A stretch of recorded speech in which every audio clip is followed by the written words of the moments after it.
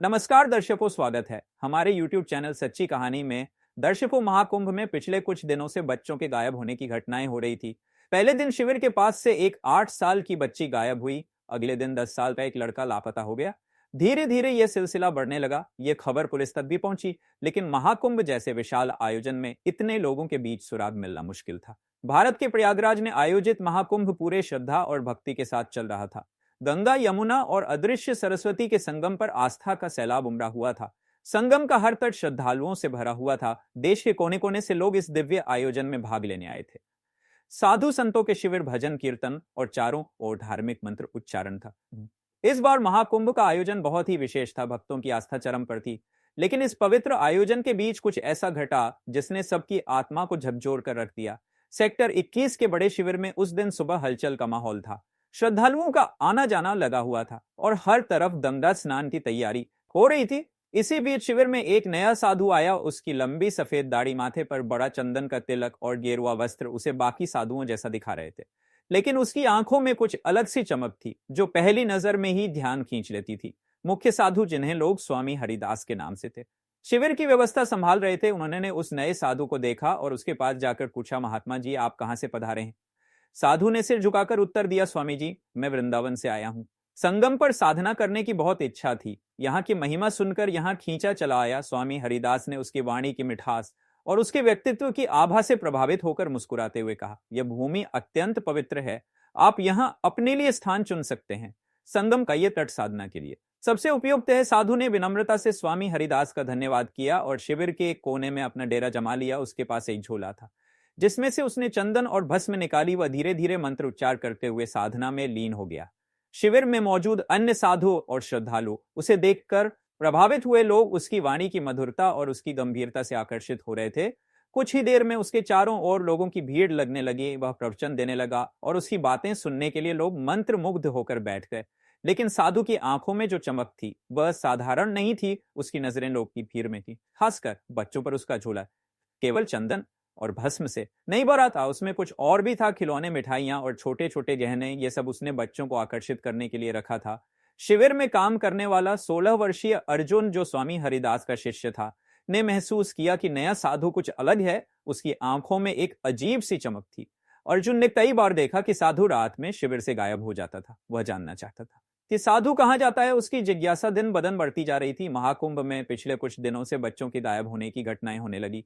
पहले दिन एक 8 साल की बच्ची गायब हुई, उसके बाद 10 साल का एक लड़का। धीरे धीरे यह घटनाएं बढ़ने लगी। लेकिन अर्जुन को इन घटनाओं में कुछ अजीब लग रहा था। उसे शक था कि इसका संबंध उस नए साधु से हो सकता है।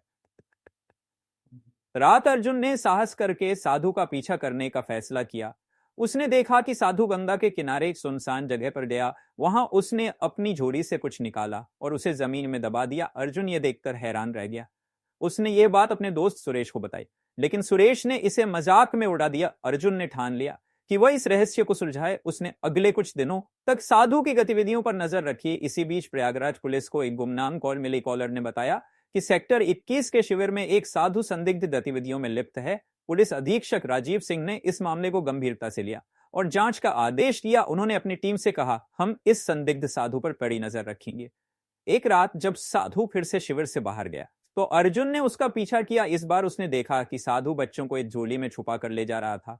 अर्जुन ने तुरंत पुलिस को सूचना दी। पुलिस ने उस साधु को रंगे हाथ पकड़ने की योजना बनाई। कुंभ में उस दिन भीड़ अपने चरम पर थी। गंगा के तट पर हजारों श्रद्धालु स्नान कर रहे थे। इसी भीड़ में एक मासूम बच्ची जो अपनी मां के साथ आई थी, अचानक खो गई। बच्ची की मां उसे पुकारती रही, लेकिन भीड़ में उसकी आवाज डूब गई। बच्ची डर के मारे रोने लगी और इधर उधर अपनी मां को ढूंढने लगी। नसी समय साधु की नजर उस बच्ची पर पड़ी। उसने तुरंत उसके पास जाकर कहा, डरो मत बेटी, मैं तुम्हारी मदद करूंगा। तुम्हारी माँ यहीं कहीं होगी। चलो, मैं उसे ढूंढने में तुम्हारी मदद करता हूं। बच्ची को उसकी मधुर वाणी पर भरोसा हो गया। उसने अपने आंसू पोंछे और साधु के साथ चलने लगी। साधु ने उसे मिठाई दी और प्यार से कहा, तुम्हारी माँ गंगा के उस पार हो सकती है। चलो, हम नाव में बैठकर उसे ढूंढते हैं। इस बीच बच्ची की मां ने पुलिस में शिकायत दर्ज कराई। पुलिस ने महाकुंभ के हर कोने में बच्ची को ढूंढने का काम शुरू कर दिया। बच्ची के कपड़ों का विवरण हर अधिकारी को दिया गया। साधु ने बच्ची को नाव में बिठाने की योजना बनाई। उसने एक नाविक को बुलाया और कहा, हमें गंगा के उस पार जाना है। लेकिन नाविक ने देखा कि बच्ची डरी हुई थी। उसने साधु से पूछा, यह बच्ची कौन है? साधु ने झूठ बोलते हुए कहा, यह मेरी शिष्या है, इसकी मां उस पार है। नाविक को थोड़ा शक तो हुआ, लेकिन साधु के तपस्वी रूप को देखकर उसने कुछ नहीं कहा। इस बीच पुलिस को सूचना मिली कि एक संदिग्ध साधु को बच्चों के पास देखा गया है। उन्होंने तुरंत गंगा के किनारे गश्त बढ़ा दी। जैसे ही नाव गंगा के बीच पहुंची, बच्ची ने घबराकर साधु से कहा, मुझे मेरी माँ के पास ले चलो, लेकिन मेरी माँ के पास ले चलो। साधु ने उसकी बातों को अनसुना कर दिया। बच्ची ने चुपचाप गंगा की ओर देखा और अपनी माँ का नाम पुकारा। यह सुनकर नाविक का शक और गहरा हो गया।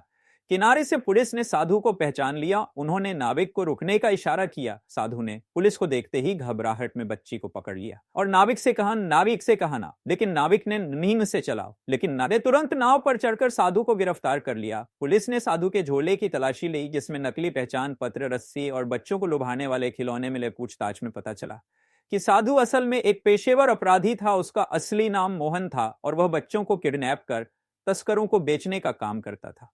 मोहन ने पुलिस को गिरोह के ठिकानों का खुलासा किया। पुलिस ने छापा मारा और वहां से कई बच्चों को बचाया। गिरोह के सरगना को भी गिरफ्तार कर लिया गया। बच्ची को सुरक्षित उसकी मां के पास पहुंचाया गया। उसकी मां ने गंगा तट पर खड़े होकर भगवान का धन्यवाद किया। यह घटना महाकुंभ में एक बड़ी सीख बन गई।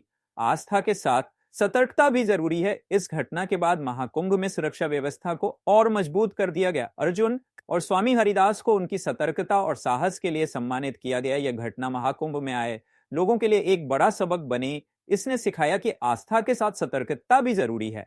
अगर आपको यह कहानी पसंद आई हो तो इसे लाइक और शेयर करें। साथ ही चैनल को सब्सक्राइब करना ना भूलें। मिलते हैं किसी और वीडियो के साथ। तब तक के लिए आप सभी का तहे दिल से धन्यवाद।